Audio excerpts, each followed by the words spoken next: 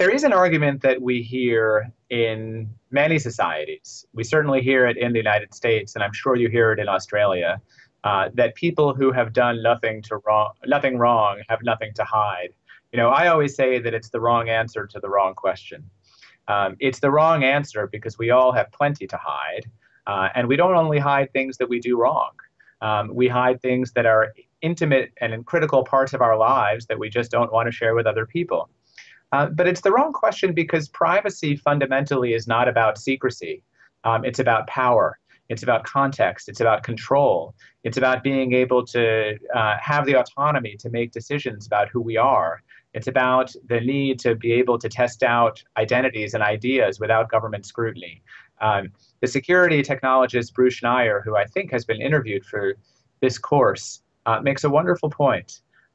He says that if we had had perfect enforcement of the law, enabled by perfect surveillance, we would never have had a movement in the United States for gay and lesbian equality, for legalization of marijuana. These are activities that were illegal, and not just marriage, but actual homosexual activity was illegal in many American states until recently. And had those prohibitions been enforced through surveillance, we would not have been able to evolve as a society to a point where we realized that we needed to change those laws. So we do need to have space. We don't want technology to perfectly enforce all the law so that we don't have room to explore those identities.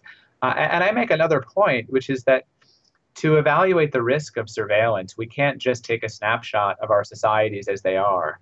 We have to have the imagination to see where these technologies are going to lead us. And they're going to lead us to a place where every one of our movements is tracked. Imagine drones flying in the skies above all of our cities and towns with cameras that recorded every square inch of the public, so that the government was sitting on a comprehensive surveillance time machine where it could simply hit rewind and reconstruct every detail of our lives. Now, this sounds like a dream scenario for law enforcement, but it should be a nightmare scenario, I think, for people in a free society.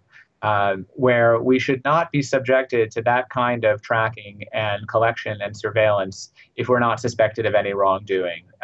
We're going to be giving our governments too much power. We're going to make dissent too dangerous. And we're going to wake up one day in a society that looks very different than the one that we live in today.